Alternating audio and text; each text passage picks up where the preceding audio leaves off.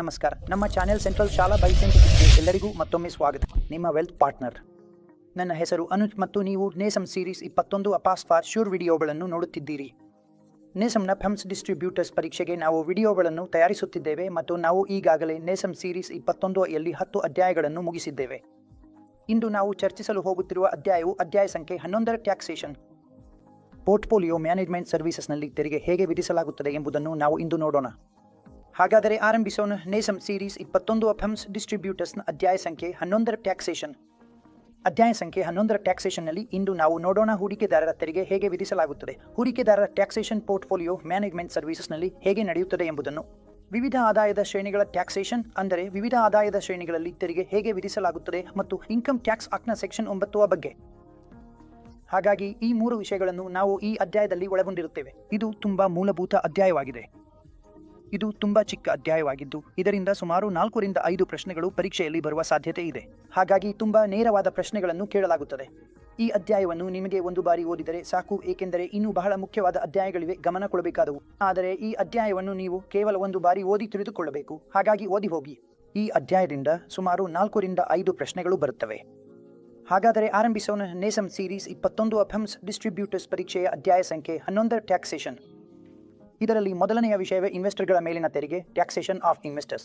ನೋಡಿ, ಆದಾಯ ತೆರಿಗೆ ಕಾಯ್ದೆಯ ಪ್ರಾವಧಾನಗಳು ಇನ್ಕಮ್ ಟ್ಯಾಕ್ಸ್ ಆಕ್ಟ್ 1961 ರಲ್ಲಿವೆ. ಹಾಗಾಗಿ ಎಲ್ಲ ಆದಾಯ ತೆರಿಗೆ ಪ್ರಾವಧಾನಗಳು ಇನ್ಕಮ್ ಟ್ಯಾಕ್ಸ್ ಆಕ್ಟ್ 1961 ಭಾಗವಾಗಿವೆ ಮತ್ತು ಇವು ಸಂಪೂರ್ಣ ಭಾರತದಲ್ಲಿ ಅನ್ವಯವಾಗುತ್ತವೆ. ಹಾಗಾಗಿ ಒಂದು ರೀತಿಯಲ್ಲಿ ಇನ್ಕಮ್ ಟ್ಯಾಕ್ಸ್ನಲ್ಲಿ ಅಧ್ಯಾಯ 1 ರಿಂದ 23 ಎಲ್ಲವೂ ಒಳಗೊಂಡಿವೆ. ಇದರಲ್ಲಿ ಎಲ್ಲ ಪ್ರಾವಧಾನಗಳು ಬರುತ್ತವೆ. ಉದಾಹರಣೆಗೆ, ಭಾರತದ ವ್ಯಕ್ತಿಯ ನಿವಾಸ ಸ್ಥಿತಿಯನ್ನು ನಿರ್ಧರಿಸುವುದು, ವಿನಾಯಿತಿ, ಎಕ್ಸೆಂಪ್ಷನ್, ಒಟ್ಟು ಆದಾಯದ ಲೆಕ್ಕಾಚಾರ, ಕಂಪ್ಯೂಟೇಷನ್ ಆಫ್ ಟೋಟಲ್ ಇನ್ಕಮ್, ಕಡಿತಗಳು, ಡಿಡಕ್ಷನ್, ತೆರಿಗೆ ಹೊಣೆಗಾರಿಕೆ, ಟ್ಯಾಕ್ಸ್ ಲೈಬಿಲಿಟಿ ಹೇಗೆ ನಿರ್ಧರಿಸಬೇಕು ಮತ್ತು ಆದಾಯ ತೆರಿಗೆ ರಿಟರ್ನ್ ಅನ್ನು ಹೇಗೆ ಫೈಲ್ ಮಾಡಬೇಕು ಎಂಬ ಪ್ರಕ್ರಿಯೆ, ಪ್ರೊಸೀಜರ್ ಆಫ್ ಅಸೆಸ್ಮೆಂಟ್ ಎಲ್ಲವೂ ಇದರಲ್ಲಿ ಸೇರಿವೆ. ಹಾಗಾಗಿ ಈ ಭಾಗವೆಲ್ಲವೂ ಇನ್ಕಮ್ ಟ್ಯಾಕ್ಸ್ ಆಕ್ಟ್ನ ಭಾಗವಾಗಿದೆ. ಮತ್ತು ಈ ಅಧ್ಯಾಯದಲ್ಲಿ ನಾವು ಮುಖ್ಯವಾಗಿ ನೋಡೋದು ಎಂದರೆ ನಿಖರವಾಗಿ ಆದಾಯ ತೆರಿಗೆ ಹೇಗೆ ಆಗುತ್ತದೆ, ಹೂಡಿಕೆದಾರರ ತೆರಿಗೆ ಹೇಗಿರುತ್ತದೆ, ವಿನಾಯಿತಿ, ಆದಾಯದ ಲೆಕ್ಕಾಚಾರ ಮತ್ತು ಕಡಿತಗಳು ಯಾವುವು ಎಂಬುದನ್ನು. ಈ ಎಲ್ಲವನ್ನು ನಾವು ಇಂದು ಈ ಅಧ್ಯಾಯದಲ್ಲಿ ಓದಲು ಹೋಗಿದ್ದೇವೆ. ಆದರೆ ಮೊದಲು ನಾವು ನೋಡಬೇಕಾದದ್ದು ಎಂದರೆ ಇನ್ಕಮ್ ಟ್ಯಾಕ್ಸ್ ಆಕ್ಟ್ ಒಬ್ಬ ವ್ಯಕ್ತಿ ಎಂಬುದಕ್ಕೆ ನೀಡಿರುವ ವ್ಯಾಖ್ಯಾನವೇನು ಎಂಬುದನ್ನು ನೋಡೋಣ. ಇನ್ಕಮ್ ಟ್ಯಾಕ್ಸ್ ಆಕ್ಟ್ನ ಸೆಕ್ಷನ್ 231ನಲ್ಲಿ ವ್ಯಕ್ತಿಯ ವ್ಯಾಖ್ಯಾನವನ್ನು ಯಾವೆಲ್ಲವನ್ನು ಒಳಗೊಂಡಿದೆ ಎಂದು ವಿವರಿಸಲಾಗಿದೆ ಎಂಬುದನ್ನು ಅರ್ಥ ಮಾಡಿಕೊಳ್ಳೋಣ. ಹಾಗಾದರೆ ಒಬ್ಬ ವ್ಯಕ್ತಿ ಈ ಕೆಳಗಿನ ವಿಷಯಗಳನ್ನು ಒಳಗೊಂಡಿರುತ್ತಾನೆ. ಅವು ಯಾವುವು? ಒಬ್ಬ ವೈಯಕ್ತಿಕ ವ್ಯಕ್ತಿ ಮತ್ತು ಹಿಂದೂ ಅವಿಭಾಜಿತ ಕುಟುಂಬ, ಹಫ್, ಕಂಪನಿ, ಫರ್ಮ್ ಇವುಗಳು ವ್ಯಕ್ತಿಯಲ್ಲೇ ಸೇರುತ್ತವೆ. ಒಂದು ಅಸೋಸಿಯೇಷನ್ ಆಫ್ ಪರ್ಸನ್ಸ್ ಮತ್ತು ಬಾಡಿ ಆಫ್ ಇಂಡಿವಿಜುವಲ್ಸ್, ಅವು ಇನ್ಕಾರ್ಪೊರೇಟೆಡ್ ಆಗಿರಲಿ ಅಥವಾ ಆಗಿಲ್ಲದಿರಲಿ, ಸ್ಥಳೀಯ ಪ್ರಾಧಿಕಾರ ಮತ್ತು ಮೇಲಿನ ಯಾವುದೇ ವರ್ಗಕ್ಕೆ ಸೇರದ ಪ್ರತಿಯೊಂದು ಕೃತಕ ನ್ಯಾಯಾಂಗ ವ್ಯಕ್ತಿಯೂ ಇದರಲ್ಲಿ ಸೇರುತ್ತಾನೆ. ಹೀಗಾಗಿ ಈ ಎಲ್ಲ ವಸ್ತುಗಳನ್ನು ಇನ್ಕಮ್ ಟ್ಯಾಕ್ಸ್ ಆಕ್ಟ್ ಸೆಕ್ಷನ್ 231 ಅಡಿಯಲ್ಲಿ ವ್ಯಕ್ತಿಗಳೆಂದು ಪರಿಗಣಿಸಲಾಗುತ್ತದೆ. ಈಗ ನಾವು ರೆಸಿಡೆನ್ಷಿಯಲ್ ಸ್ಟೇಟಸ್ ಬಗ್ಗೆ ಮಾತನಾಡೋಣ. ಅಂದರೆ ರೆಸಿಡೆನ್ಷಿಯಲ್ ಸ್ಟೇಟಸ್ ಎಂದರೇನು ನಾವು ಅರ್ಥ ಮಾಡಿಕೊಳ್ಳೋಣ. ಇನ್ಕಮ್ ಟ್ಯಾಕ್ಸ್ ಲಯಬಿಲಿಟಿ ಎಂದರೆ ಅಸೆಸ್ಸಿಯವರದು. ಅದು ಒಟ್ಟು ಆದಾಯದ ಆಧಾರದ ಮೇಲೆ ಲೆಕ್ಕ ಹಾಕಲಾಗುತ್ತದೆ. ಒಂದು ನಿರ್ದಿಷ್ಟ ಹಣಕಾಸು ವರ್ಷದಲ್ಲಿ ಅವರು ಇಷ್ಟು ಒಟ್ಟು ಆದಾಯ ಗಳಿಸಿದ್ದಾರೆ. ಆ ಒಟ್ಟು ಆದಾಯದ ಮೇಲೆ ಅವರ ಇನ್ಕಮ್ ಟ್ಯಾಕ್ಸ್ ಲಯಬಿಲಿಟಿ ನಿರ್ಧರಿಸಲಾಗುತ್ತದೆ. ಮತ್ತು ಒಟ್ಟು ಆದಾಯದಲ್ಲಿ ಅಸೆಸ್ಸಿಯವರ ಯಾವವು ಸೇರಬೇಕು. ಅದು ಸಾಮಾನ್ಯವಾಗಿ ಅವರ ಭಾರತದಲ್ಲಿನ ನಿವಾಸ ಸ್ಥಿತಿಯಿಂದ ಪ್ರಭಾವಿತವಾಗುತ್ತದೆ. ಹಾಗಾಗಿ ಯಾವ ಆದಾಯವಿದ್ದರೂ, ಎಷ್ಟು ಆದಾಯ ಬಂದಿದೆ, ಹೇಗೆ ಬಂದಿದೆ ಎಂಬುದೆಲ್ಲವೂ ಅವರ ನಿವಾಸ ಸ್ಥಿತಿಯಿಂದ ಪ್ರಭಾವಿತವಾಗುತ್ತದೆ.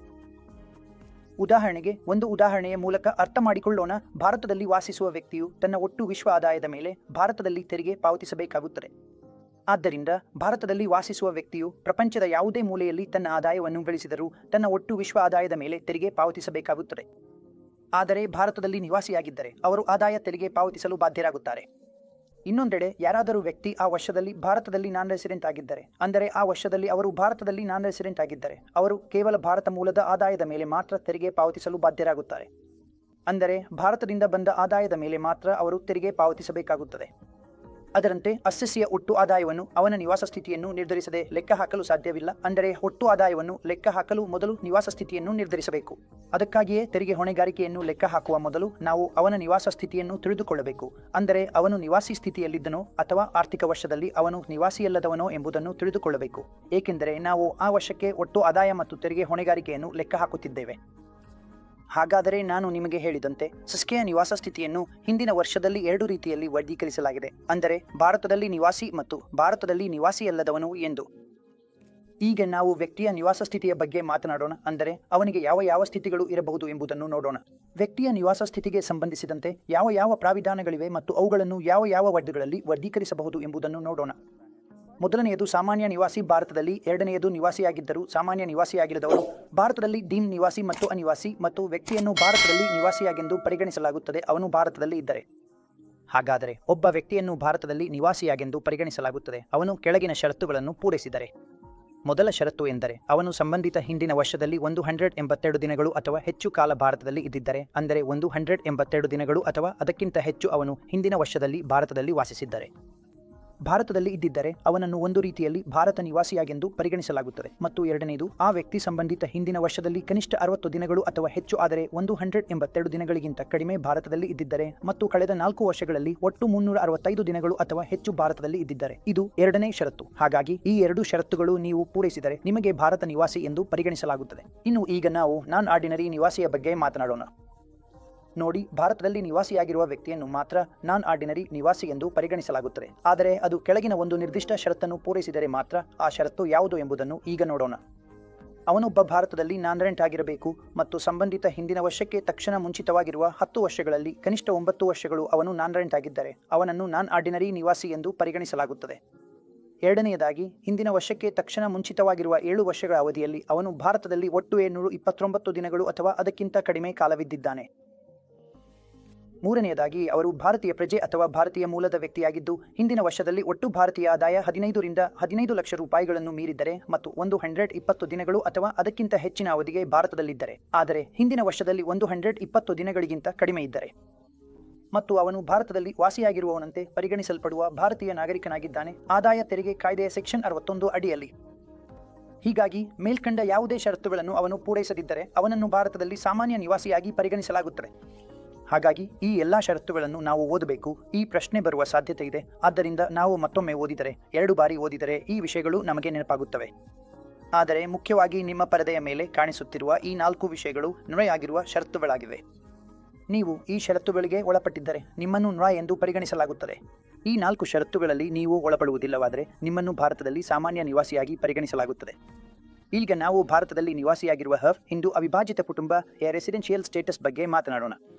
ಹೀಗಾಗಿ ಒಂದು ಅನ್ನು ಭಾರತದಲ್ಲಿ ನಿವಾಸಿಯಾಗಿರುವುದಾಗಿ ಪರಿಗಣಿಸಲಾಗುತ್ತದೆ ಯಾವುದೇ ಹಿಂದಿನ ವರ್ಷದಲ್ಲಿ ಪ್ರತಿಯೊಂದು ಸಂದರ್ಭದಲ್ಲಿಯೂ ಹೊರತು ಆ ವರ್ಷದಲ್ಲಿ ಅದರ ವ್ಯವಹಾರಗಳ ನಿಯಂತ್ರಣ ಮತ್ತು ನಿರ್ವಹಣೆ ಸಂಪೂರ್ಣವಾಗಿ ಭಾರತದ ಹೊರಗಡೆ ಇದ್ದರೆ ಮಾತ್ರ. ಒಂದು ಅನ್ನು ಭಾರತದಲ್ಲಿ ನಿವಾಸಿಯಾಗಿರುವುದಾಗಿ ಪರಿಗಣಿಸಲಾಗುತ್ತದೆ ಹೊರತು ಆ ವರ್ಷದಲ್ಲಿ ಅದರ ನಿಯಂತ್ರಣ ಮತ್ತು ನಿರ್ವಹಣೆ ಅದರ ವ್ಯವಹಾರಗಳು ಎಲ್ಲವೂ ಭಾರತದ ಹೊರಗಡೆ ನಡೆದಿದ್ದರೆ ಮಾತ್ರ. ಅದನ್ನು ಹೊರತುಪಡಿಸಿ ಅದನ್ನು ಭಾರತದಲ್ಲಿ ನಿವಾಸಿಯಾಗಿರುವ ಎಂದೇ ಪರಿಗಣಿಸಲಾಗುತ್ತದೆ. ಅದನ್ನು ನಾನ್ ರೆಸಿಡೆಂಟ್ ಎಂದು ಪರಿಗಣಿಸಲಾಗುತ್ತದೆ. ಬನ್ನಿ ಇದನ್ನು ಅರ್ಥ ಮಾಡಿಕೊಳ್ಳೋಣ. ಹಿಂದಿನ ವರ್ಷದಲ್ಲಿ ಅದರ ನಿಯಂತ್ರಣ ಮತ್ತು ನಿರ್ವಹಣೆ ಸಂಪೂರ್ಣವಾಗಿ ಭಾರತದ ಹೊರಗಡೆ ನಡೆದಿದ್ದರೆ, ಹಾಗಾದರೆ ಒಂದು ನಿರ್ವಹಣೆ ಮತ್ತು ಅದರ ನಿಯಂತ್ರಣ ಅದರ ವ್ಯವಹಾರಗಳ ಎಲ್ಲ ಕಾರ್ಯಾಚರಣೆಗಳು ಭಾರತದ ಹೊರಗಡೆ ನಡೆದಿದ್ದರೆ ಆ ಆರ್ಥಿಕ ವರ್ಷಕ್ಕೆ ಅದನ್ನು ಭಾರತದಲ್ಲಿ ನಾನ್ ರೆಸಿಡೆಂಟ್ ಎಂದು ಪರಿಗಣಿಸಲಾಗುತ್ತದೆ. ಈಗ ನಾವು ಭಾರತೀಯ ಕಂಪನಿಯ ನಿವಾಸ ಸ್ಥಿತಿಯ ಬಗ್ಗೆ ಮಾತನಾಡೋಣ. ನೋಡಿ, ಭಾರತೀಯ ಕಂಪನಿ ಎಂದರೆ ಕಂಪನಿ. ಯಾವ ಕಂಪನಿ? ಭಾರತೀಯ ಕಂಪನಿ ಎಂದರೆ ಕಂಪನೀಸ್ ಆಕ್ಟ್ ಅಡಿಯಲ್ಲಿ ಸ್ಥಾಪಿತವಾಗಿದ್ದು ನೋಂದಾಯಿತವಾಗಿರುವ ಕಂಪನಿ. ಹೀಗಾಗಿ ಭಾರತೀಯ ಕಂಪನಿಯನ್ನು ಪರಿಗಣಿಸಲಾಗುತ್ತದೆ. ಅಂದರೆ ಕಂಪನೀಸ್ ಆಕ್ಟ್ ಅಡಿಯಲ್ಲಿ ಸ್ಥಾಪಿತವಾಗಿದ್ದು ನೋಂದಾಯಿತವಾಗಿರಬೇಕು. ಮೊದಲು ಅವುಗಳನ್ನು ಭಾರತೀಯ ಕಂಪನಿ ಎಂದು ಪರಿಗಣಿಸಲಾಗುತ್ತದೆ. ಈಗ ಕಂಪನಿಯ ನಿವಾಸ ಸ್ಥಿತಿಯನ್ನು ಹೇಗೆ ಪತ್ತೆ ಹಚ್ಚುವುದು ಎಂಬುದನ್ನು ನೋಡೋಣ. ಹೀಗಾಗಿ ಭಾರತೀಯ ಕಂಪನಿಗಳನ್ನು ಯಾವಾಗಲೂ ಭಾರತದಲ್ಲಿ ನಿವಾಸಿಗಳೆಂದು ಪರಿಗಣಿಸಲಾಗುತ್ತದೆ. ಒಂದು ಕಂಪನಿ ವಿದೇಶಿ ಕಂಪನಿಯ ಸಹಾಯಕ ಕಂಪನಿಯಾಗಿದ್ದರೂ ಅಥವಾ ಅದು ಭಾರತದ ಹೊರಗಿನ ಸ್ಥಳದಿಂದ ನಿಯಂತ್ರಿತವಾಗಿದ್ದರೂ ಸಹ. ಹೀಗಾಗಿ ಹೇಳುವ ಉದ್ದೇಶ ಸರಳವಾಗಿದೆ. ಆ ಕಂಪನಿ ಸ್ಥಾಪಿತವಾಗಿದ್ದು ಕಂಪನಿಗಳ ಕಾಯ್ದೆಯ ಅಡಿಯಲ್ಲಿ ನೋಂದಾಯಿತವಾಗಿದ್ದರೆ ಅದನ್ನು ಯಾವಾಗಲೂ ಭಾರತದಲ್ಲಿ ನಿವಾಸಿಯಾಗಿಯೇ ಪರಿಗಣಿಸಲಾಗುತ್ತದೆ ಮತ್ತು ಅದರ ತೆರಿಗೆ ವಿಧಿಸುವುದು ಭಾರತದಲ್ಲಿ ನಿವಾಸಿ ಕಂಪನಿಯಂತೆ ಇರುತ್ತದೆ.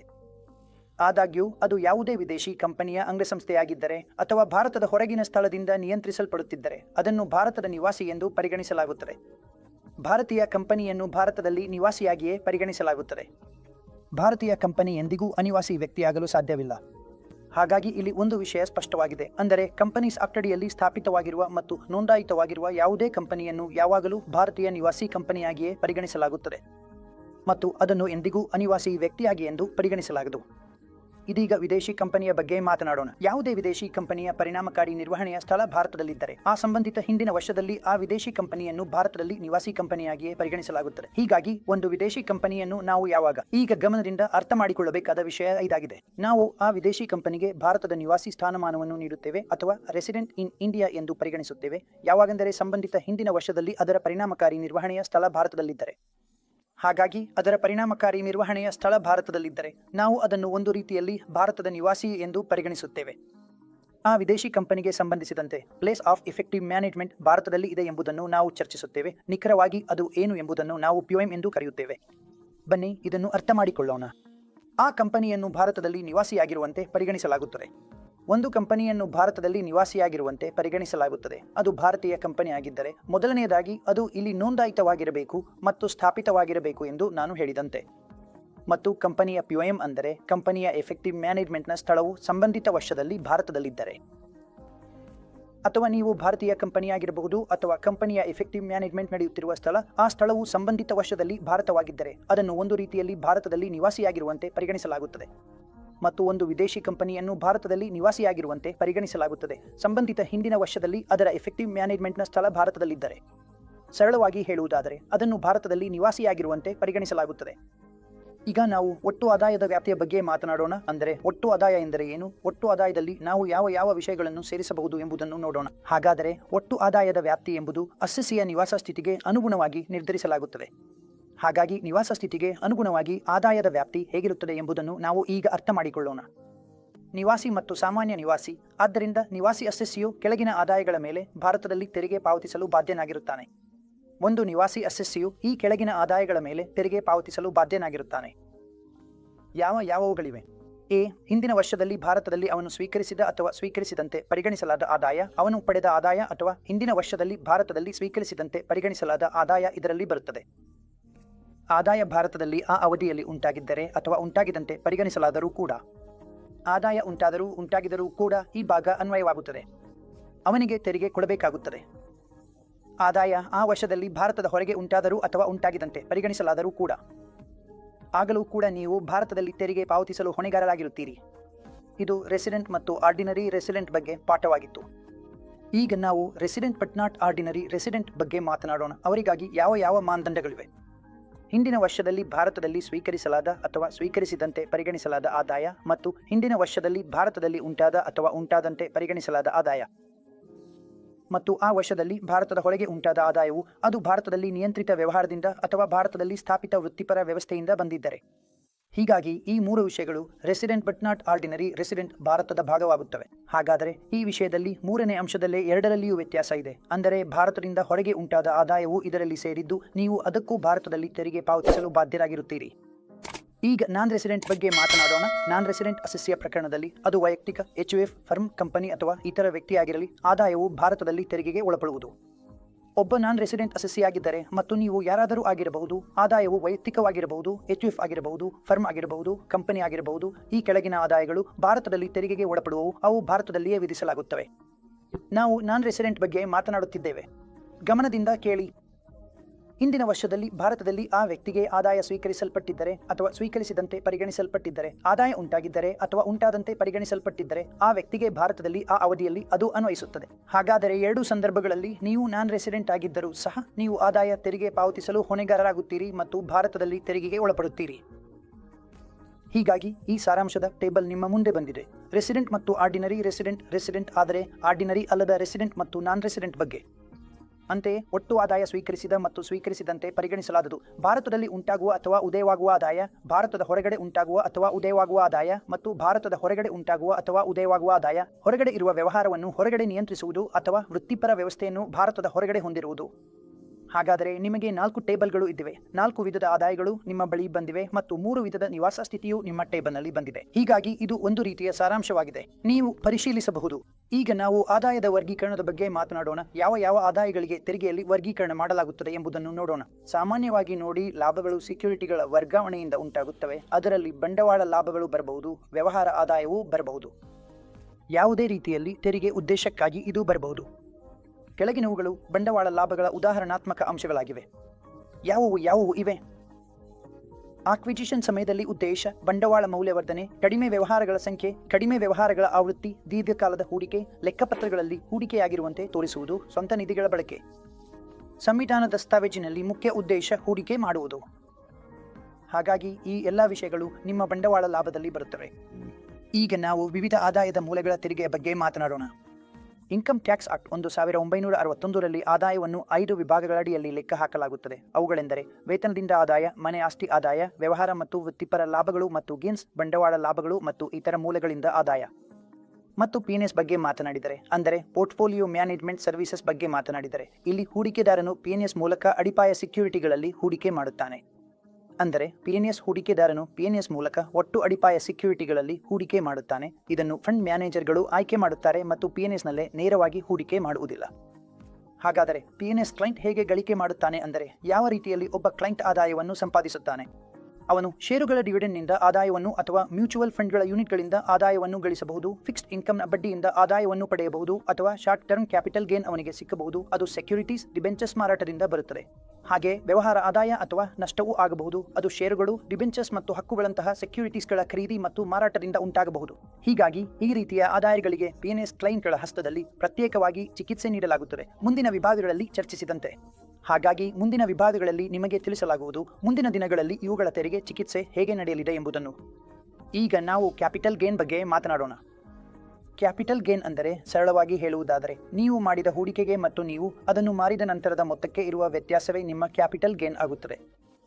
ನಿಮ್ಮ ಹೂಡಿಕೆ ಮೊತ್ತಕ್ಕಿಂತ ಹೆಚ್ಚು ಆದರೆ ಅದು ನಿಮಗೆ ಕ್ಯಾಪಿಟಲ್ ಗೇನ್ ಆಗುತ್ತದೆ ಮತ್ತು ಅದರ ತೆರಿಗೆ ಚಿಕಿತ್ಸೆ ವಿಭಿನ್ನವಾಗಿರುತ್ತದೆ. ಈಗ ನಾವು ಲಾಂಗ್ ಟರ್ಮ್ ಕ್ಯಾಪಿಟಲ್ ಗೇನ್ಸ್ ಮತ್ತು ಶಾರ್ಟ್ ಟರ್ಮ್ ಕ್ಯಾಪಿಟಲ್ ಗೇನ್ಸ್ ಅನ್ನು ಹೇಗೆ ಲೆಕ್ಕ ಹಾಕಲಾಗುತ್ತದೆ ಎಂಬುದನ್ನು ಚರ್ಚಿಸೋಣ. ಮೊದಲು ಶಾರ್ಟ್ ಟರ್ಮ್ ಕ್ಯಾಪಿಟಲ್ ಗೇನ್ ಬರುತ್ತದೆ. ಶಾರ್ಟ್ ಟರ್ಮ್ ಕ್ಯಾಪಿಟಲ್ ಗೇನ್ಸ್ ಯಾವುವು ಎಂಬುದನ್ನು ನಾವು ನೋಡೋಣ.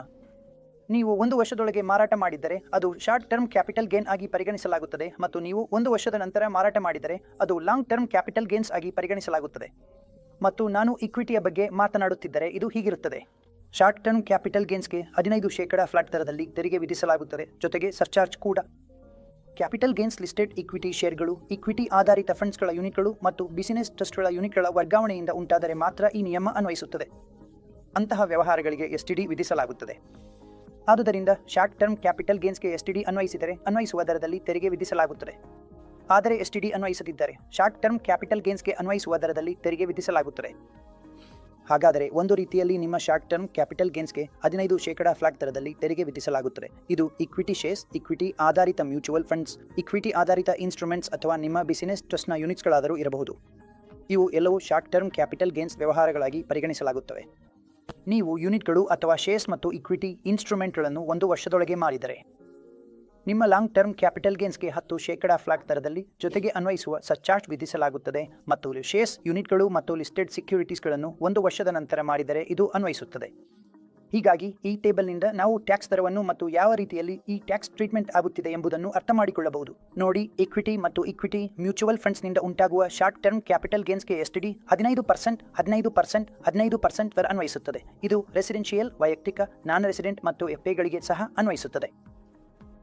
ಯಾವುದೇ ಇತರೆ ಶಾರ್ಟ್ ಟರ್ಮ್ ಕ್ಯಾಪಿಟಲ್ ಗೇನ್ಸ್ಗಳು. ಅದಾದ ಮೇಲೆ ಲಾಂಗ್ ಟರ್ಮ್ ಕ್ಯಾಪಿಟಲ್ ಗೇನ್ಸ್ ಬರುತ್ತದೆ. ನಿಮ್ಮ long term capital gains on the sell of listed ಡಿಬೆಂಚರ್ಸ್ಗೆ 10% ದರ ಇದೆ. Long term capital gains on the transfer of unlisted bonds ಮತ್ತು long term capital gains transfer ಮತ್ತು unlisted securities, unlisted bonds ಮತ್ತು unlisted debentures ಹೊರತುಪಡಿಸಿ. ಹೀಗಾಗಿ ಈ ರೀತಿಯಲ್ಲಿ ಎಲ್ಲ ವಿಷಯಗಳು ತೆರಿಗೆಯಾಗುತ್ತವೆ. ಡಿವಿಡೆಂಡ್ ಆದಾಯವನ್ನು ಕಂಪನಿಯ ಲಾಭ ವಿತರಣೆಗೆ ಉಲ್ಲೇಖಿಸಲಾಗುತ್ತದೆ. ಅಂದರೆ ಕಂಪನಿ ತನ್ನ ಲಾಭದಿಂದ ಕೆಲವು ಭಾಗವನ್ನು ತನ್ನ ಷೇರು ಹೊಂದಿದವರಿಗೆ ವಿತರಿಸಿದಾಗ ಅದನ್ನು ಡಿವಿಡೆಂಡ್ ಎಂದು ಕರೆಯಲಾಗುತ್ತದೆ, ಮತ್ತು ಇದು ಸೆಕ್ಯೂರಿಟೀಸ್ಗಳ ಮೇಲೆ ಡಿವಿಡೆಂಡ್ ಸ್ವರೂಪದ ಆದಾಯವಾಗಿರುತ್ತದೆ. ಗಮನದಿಂದ ಕೇಳಬೇಕಾದ ವಿಷಯವೆಂದರೆ, ಈ ಆದಾಯದ ಬಗ್ಗೆ ಸಾಮಾನ್ಯವಾಗಿ ಪ್ರಶ್ನೆ ಕೂಡ ಬರುತ್ತದೆ. ಅಂದರೆ ಡಿವಿಡೆಂಡ್ ಸ್ವರೂಪದ ಆದಾಯ. ಸೆಕ್ಯೂರಿಟೀಸ್ಗಳ ಮೇಲೆ ಡಿವಿಡೆಂಡ್ ಸ್ವರೂಪದ ಆದಾಯವು ಇನ್ಕಮ್ ಟ್ಯಾಕ್ಸ್ ಆಕ್ಟ್ನ ಅಡಿಯಲ್ಲಿ ಇನ್ಕಮ್ ಫ್ರಮ್ ಅದರ್ ಸೋರ್ಸಸ್ ವಿಭಾಗದಲ್ಲಿ ಅಸೆಸಿಯ ಕೈಯಲ್ಲಿ ತೆರಿಗೆಯೋಗ್ಯವಾಗಿರುತ್ತದೆ. ಹೀಗಾಗಿ ನಿಮಗೆ ಬರುತ್ತಿರುವ ಡಿವಿಡೆಂಡ್ ಆದಾಯದ ಮೇಲೆ ನೀವು ಇನ್ಕಮ್ ಫ್ರಮ್ ಅದರ್ ಸೋರ್ಸಸ್ ವಿಭಾಗದಲ್ಲಿ ಅಸೆಸಿಯ ಕೈಯಲ್ಲಿ ತೆರಿಗೆ ಪಾವತಿಸಲು ಹೊಣೆಗಾರರಾಗಿರುತ್ತೀರಿ. ಹೀಗಾಗಿ ಇದನ್ನು ಖಂಡಿತವಾಗಿಯೂ ನೆನಪಿಟ್ಟುಕೊಳ್ಳಬೇಕು. ಮತ್ತು ಇದನ್ನು ನಾನು ನಿಮಗೆ ಸಾಮಾನ್ಯವಾಗಿ ಹೇಳುತ್ತೇನೆ. ಅಸೆಸ್ಮೆಂಟ್ ಇಯರ್ 2020-21 ರವರೆಗೆ ದೇಶೀಯ ಕಂಪನಿಗಳು ಮತ್ತು ಮ್ಯೂಚುವಲ್ ಫಂಡ್ಗಳು ಡಿವಿಡೆಂಡ್ ಡಿಸ್ಟ್ರಿಬ್ಯೂಷನ್ ಟ್ಯಾಕ್ಸ್ ಅನ್ನು ಡಿವಿಡೆಂಡ್ ಮೇಲೆ ಪಾವತಿಸಲು ಹೊಣೆಗಾರರಾಗಿದ್ದವು. ಆಮೇಲೆ ಏನು ಆಯಿತು?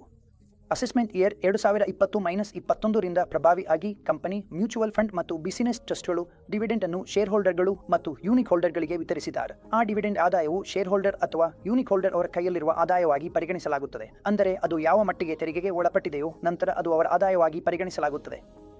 ಹೀಗಾಗಿ ಈಗ ಇನ್ವೆಸ್ಟರ್ನ ಕೈಯಲ್ಲಿ ಡಿವಿಡೆಂಡ್ ಆಗಿ ಪರಿಗಣಿಸಲಾಗುತ್ತದೆ ಮತ್ತು ನೀವು ಅದಕ್ಕೆ ತೆರಿಗೆ ನೀಡಬೇಕಾಗುತ್ತದೆ.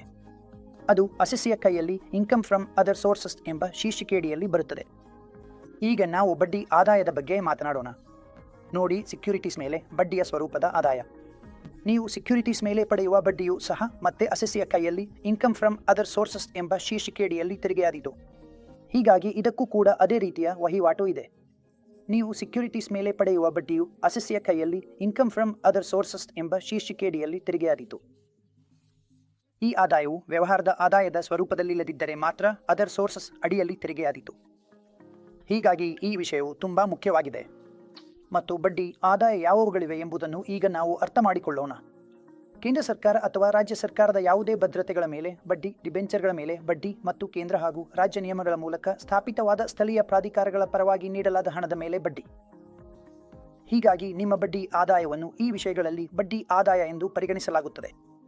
ಈಗ ನಾವು ವ್ಯವಹಾರದ ಆದಾಯದ ತೆರಿಗೆ ಚಿಕಿತ್ಸೆ ಬಗ್ಗೆ ಮಾತನಾಡೋಣ. ಯಾವುದೇ ವ್ಯಕ್ತಿ ವ್ಯವಹಾರ ಅಥವಾ ವೃತ್ತಿಯನ್ನು ನಡೆಸುತ್ತಿದ್ದರೆ ಆ ವ್ಯಕ್ತಿಗೆ ಉಂಟಾಗುವ ಆದಾಯವನ್ನು ಲಾಭ ಮತ್ತು ವ್ಯವಹಾರದ ಲಾಭ ಮತ್ತು ವೃತ್ತಿಯ ಲಾಭ ಶೀರ್ಷಿಕೆಯಡಿಯಲ್ಲಿ ಲೆಕ್ಕ ಹಾಕಿ ತೆರಿಗೆ ವಿಧಿಸಲಾಗುತ್ತದೆ. ಹೀಗಾದರೆ ಇದು ಹೇಗೆ ಕಾರ್ಯನಿರ್ವಹಿಸುತ್ತದೆ ಎಂಬುದನ್ನು ನಾವು ಈಗ ಅರ್ಥ ಮಾಡಿಕೊಳ್ಳೋಣ. ಆದಾಯ ತೆರಿಗೆ ಕಾಯ್ದೆ 1961ರಲ್ಲಿ ವ್ಯವಹಾರದ ಬಗ್ಗೆ ಬಹಳ ಸಮಗ್ರ ವ್ಯಾಖ್ಯಾನವನ್ನು ನೀಡಲಾಗಿದೆ. ವ್ಯವಹಾರ ಎಂದರೆ ಯಾವುದೇ ವ್ಯಾಪಾರ, ವಾಣಿಜ್ಯ ಅಥವಾ ಉತ್ಪಾದನೆ ಮತ್ತು ಯಾವುದೇ ಸಾಹಸ ಅಥವಾ ವ್ಯಾಪಾರ, ವಾಣಿಜ್ಯ ಅಥವಾ ಉತ್ಪಾದನೆಯ ಸ್ವಭಾವದ ಸಂಬಂಧಿತ ಯಾವುದೇ ಕಾರ್ಯಗಳನ್ನು ಒಳಗೊಂಡಿರುತ್ತದೆ. ಇದು ಆದಾಯ ತೆರಿಗೆ ಕಾಯ್ದೆ 1961ರಲ್ಲಿ ವ್ಯವಹಾರದ ವ್ಯಾಖ್ಯಾನವಾಗಿದೆ. ಆದರೆ ವ್ಯವಹಾರ ಎಂಬ ಪದವನ್ನು ಸಾಮಾನ್ಯವಾಗಿ ಅಗತ್ಯವಿಲ್ಲದೆ ಬಳಸಲಾಗುತ್ತದೆ. ಅದರ ಅರ್ಥ ಎಂದರೆ ಅದು ವ್ಯಾಪಾರ ಅಥವಾ ಉತ್ಪಾದನೆ ಮಾತ್ರವಲ್ಲ. ವ್ಯವಹಾರ ಎಂಬ ಪದವು ವ್ಯಾಪಕವಾದ ಅರ್ಥವನ್ನು ಹೊಂದಿದ್ದು ವಿಭಿನ್ನ ಅರ್ಥಗಳಲ್ಲಿ ಬಳಸಬಹುದು. ಈಗ ನಾವು ಆದಾಯ ತೆರಿಗೆ ಕಾಯ್ದೆಯ ಬಹಳ ಮುಖ್ಯವಾದ ಸೆಕ್ಷನ್ 9 ಬಗ್ಗೆ ಮಾತನಾಡೋಣ. ನೋಡಿ, ಸೆಬಿ ಪೋರ್ಟ್ಫೋಲಿಯೋ ಮ್ಯಾನೇಜರ್ ನಿಯಮಾವಳಿ ಕಾಯ್ದೆ 2020 ಇದು ವಿದೇಶಿ ನಿಧಿಗಳಿಗೆ ಸೇವೆಗಳನ್ನು ನೀಡಲು ಇಚ್ಛಿಸುವ ನಿಧಿ ನಿರ್ವಾಹಕರಿಗೆ ಒಂದು ರೀತಿಯ ಚೌಕಟ್ಟನ್ನು ಒದಗಿಸುತ್ತದೆ. ಹೀಗಾಗಿ ಆದಾಯ ತೆರಿಗೆ ಕಾಯ್ದೆ 1961ರ ಸೆಕ್ಷನ್ 9 ನಮಗೆ ಹೇಳುತ್ತದೆ, ಅರ್ಹವಾದ ಹೂಡಿಕೆ ನಿಧಿ ಭಾರತದಿಂದ ಹೊರಗೆ ಸ್ಥಾಪಿತವಾಗಿದ್ದು ನೋಂದಾಯಿತವಾಗಿದ್ದು ಸದಸ್ಯರಿಂದ ನಿಧಿಗಳನ್ನು ಸಂಗ್ರಹಿಸಿ ಭಾರತದಲ್ಲಿ ಹೂಡಿಕೆ ಮಾಡಿದರೆ ಅಂತಹ ನಿಧಿಯನ್ನು ಭಾರತದಲ್ಲಿ ವ್ಯವಹಾರ ಸಂಪರ್ಕವಿದೆ ಎಂದು ಪರಿಗಣಿಸಲಾಗುವುದಿಲ್ಲ ಮತ್ತು ನಿಧಿ ನಿರ್ವಾಹಕನ ಚಟುವಟಿಕೆಗಳು ಭಾರತದಲ್ಲಿರುವ ಅರ್ಹ ನಿಧಿ ನಿರ್ವಾಹಕರ ಮೂಲಕ ನಡೆಯುತ್ತಿವೆ ಎಂಬ ಕಾರಣಕ್ಕೆ ಭಾರತದಲ್ಲಿ ನೋಂದಾಯಿತವಾಗಿದೆ ಎಂದು ಪರಿಗಣಿಸಲಾಗುವುದಿಲ್ಲ. ಹೀಗಾಗಿ ಸೆಕ್ಷನ್ 9 ಅನ್ನು ಇನ್ಕಮ್ ಟ್ಯಾಕ್ಸ್ ಆಕ್ಟ್ 1961ರಲ್ಲಿ ಸೇರಿಸಲಾಯಿತು. ಒಂದು ರೀತಿಯಲ್ಲಿ ನಾನು ನಿಮಗೆ ಹೇಳಬೇಕಾದರೆ ಸೆಕ್ಷನ್ 9 ಅನ್ನು ಇನ್ಕಮ್ ಟ್ಯಾಕ್ಸ್ ಆಕ್ಟ್ನಲ್ಲಿ ಸೇರಿಸಲಾಗಿತ್ತು. ಇದನ್ನು ಸೇರಿಸುವ ಕಾರಣವೇನೆಂದರೆ ಇದು ಸೇಫ್ ಹಾರ್ಬರ್ ಒದಗಿಸಲು. ಅಂದರೆ ಇದು ಭಾರತದಲ್ಲಿ ಆಧಾರಿತ ಮ್ಯಾನೇಜರ್ಗಳಿಂದ ಫಂಡ್ ಮ್ಯಾನೇಜ್ಮೆಂಟ್ ಸೇವೆಗಳನ್ನು ಪಡೆಯುತ್ತಿರುವ ಓವರ್ಸೀಸ್ ಫಂಡ್ಗಳಿಗೆ ಒಂದು ರೀತಿಯ ಸುರಕ್ಷಿತ ವಾತಾವರಣವನ್ನು ಒದಗಿಸುತ್ತದೆ.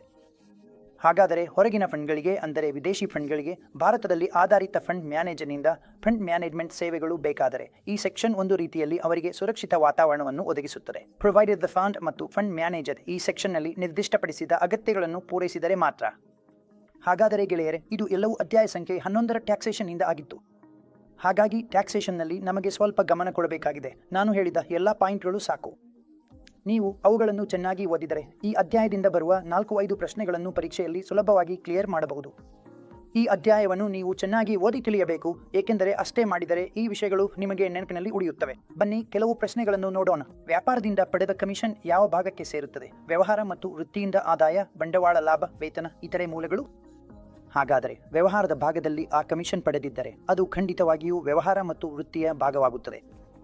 NRI ಆಗಿ ಅರ್ಹರಾಗಲು ವ್ಯಕ್ತಿಯು ಹಿಂದಿನ ವರ್ಷದಲ್ಲಿ ಭಾರತದಿಂದ ಹೊರಗಡೆ ಕನಿಷ್ಠ ಎಷ್ಟು ದಿನಗಳಿಗಿಂತ ಹೆಚ್ಚು ಕಾಲ ಉಳಿದಿರಬೇಕು? ನಾವು 365, 280, 182, 1951 ಇವೆಲ್ಲವನ್ನು ಸ್ಪಷ್ಟವಾಗಿ ಓದಿದ್ದೇವೆ. ಉತ್ತರವೇನೆಂದರೆ ಹಿಂದಿನ ಹಣಕಾಸು ವರ್ಷದಲ್ಲಿ ಭಾರತದಿಂದ ಹೊರಗಡೆ 182 ದಿನಗಳಿದ್ದರೆ ಆ ವ್ಯಕ್ತಿಯನ್ನು NRI ಎಂದು ಅರ್ಹತೆ ನೀಡಲಾಗುತ್ತದೆ. ಇದು ಇನ್ಕಮ್ ಟ್ಯಾಕ್ಸ್ ಕಾಯ್ದೆಯಲ್ಲಿ ಸೇರಿಸಲಾಗಿತ್ತು. ಭಾರತದಲ್ಲಿ ಆಧಾರಿತ ಹೂಡಿಕೆದಾರರಿಂದ ಲಭ್ಯವಿರುವ ಫಂಡ್ ಮ್ಯಾನೇಜ್ಮೆಂಟ್ ಸೇವೆಗಳಿಗೆ ಓವರ್ಸೀಸ್ ಫಂಡ್ಗಳಿಗೆ ಸುರಕ್ಷಿತ ಆಶ್ರಯ ಒದಗಿಸಲು. ನಾನು ನಿಮಗೆ ಕೊನೆಯಲ್ಲಿ ಸ್ಪಷ್ಟವಾಗಿ ಹೇಳಿದ್ದೇನೆ, ಸೆಕ್ಷನ್ 9 ನಮಗೆ ಭಾರತದಲ್ಲಿ ಆಧಾರಿತ ಮ್ಯಾನೇಜರ್ಗಳಿಂದ ಲಭ್ಯವಿರುವ ಫಂಡ್ ಮ್ಯಾನೇಜ್ಮೆಂಟ್ ಸೇವೆಗಳಿಗೆ ಓವರ್ಸೀಸ್ ಫಂಡ್ಗಳಿಗೆ ಸುರಕ್ಷಿತ ಆಶ್ರಯ ಒದಗಿಸುತ್ತದೆ.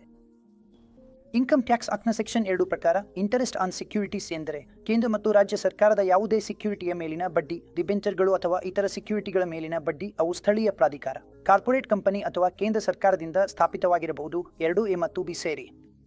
ನಾವು ಇದನ್ನು ತುಂಬಾ ಚೆನ್ನಾಗಿ ಓದಿದ್ದೇವೆ. ಯಾವುದೇ ಬಡ್ಡಿ ಸೆಕ್ಯೂರಿಟಿಯು ಕೇಂದ್ರ ಸರ್ಕಾರದಿಂದ ಬರುತ್ತಿದ್ದರೆ ಅಥವಾ ಡಿಬೆಂಚರ್ಗಳ ಮೇಲಿನ ಬಡ್ಡಿ ಸ್ಥಳೀಯ ಪ್ರಾಧಿಕಾರದ ಪರವಾಗಿ ಬರುತ್ತಿದ್ದರೆ ಕೂಡ. ಆದ್ದರಿಂದ ಇವೆರಡು ಸೆಕ್ಯೂರಿಟಿಗಳ ಮೇಲಿನ ಬಡ್ಡಿಯ ಭಾಗವಾಗಿದೆ. 5ನೇದು, ಅಸೆಸ್ಮೆಂಟ್ ಇಯರ್ ಒಳಗೆ ಡೊಮೆಸ್ಟಿಕ್ ಕಂಪನಿಗಳು ಮತ್ತು ಮ್ಯೂಚುವಲ್ ಫಂಡ್ಗಳು ಡಿವಿಡೆಂಡ್ ಡಿಸ್ಟ್ರಿಬ್ಯೂಷನ್ ಟ್ಯಾಕ್ಸ್ ಅನ್ನು ಡಿವಿಡೆಂಡ್ ಮೇಲೆ ಪಾವತಿಸಲು ಹೊಣೆಗಾರರಾಗಿದ್ದವು. ನಾವು ಚೆನ್ನಾಗಿ ಓದಿದ್ದೇವೆ. 2000 ರಿಂದ 2021ರವರೆಗೆ ಡೊಮೆಸ್ಟಿಕ್ ಕಂಪನಿಗಳು ಮತ್ತು ಮ್ಯೂಚುವಲ್ ಫಂಡ್ಗಳು ಡಿವಿಡೆಂಡ್ ಡಿಸ್ಟ್ರಿಬ್ಯೂಷನ್ ಟ್ಯಾಕ್ಸ್ ಪಾವತಿಸಲು ಹೊಣೆಗಾರರಾಗಿದ್ದವು ಎಂಬುದನ್ನು.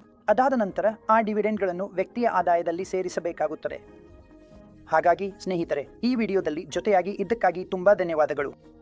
ನಿಮಗೆ ವಿಡಿಯೋ ಇಷ್ಟವಾದರೆ ದಯವಿಟ್ಟು ವಿಡಿಯೋಗೆ ಲೈಕ್ ಮಾಡಿ, ಚಾನೆಲ್ಗೆ ಸಬ್ಸ್ಕ್ರೈಬ್ ಮಾಡಿ, ವಿಡಿಯೋವನ್ನು ಹಂಚಿಕೊಳ್ಳಿ ಮತ್ತು ನಾವು ಟ್ಯಾಕ್ಸೇಷನ್ ಭಾಗವನ್ನು, ಸಂಪೂರ್ಣ ಪೋರ್ಟ್ಫೋಲಿಯೋ ಮ್ಯಾನೇಜ್ಮೆಂಟ್ ಸರ್ವಿಸಸ್ನ ಭಾಗವನ್ನು ನೀವು ಚೆನ್ನಾಗಿ ಓದಿ ತಿಳಿದುಕೊಳ್ಳಬೇಕು. ಪರೀಕ್ಷೆಗೆ ನಾನು ಹೇಳಿದ ಎಲ್ಲ ಪಾಯಿಂಟ್ಗಳು ಸಾಕು. ಆದರೆ ನೀವು ಇದನ್ನು ಚೆನ್ನಾಗಿ ಓದಬೇಕು ಮತ್ತು ಪ್ರಶ್ನೆಗಳನ್ನು ಕೂಡ ಚೆನ್ನಾಗಿ ಮಾಡಿ ಹೋಗಬೇಕು. ಮತ್ತು ವಿಡಿಯೋವನ್ನು ನೋಡಿದ್ದಕ್ಕಾಗಿ ತುಂಬಾ ಧನ್ಯವಾದಗಳು.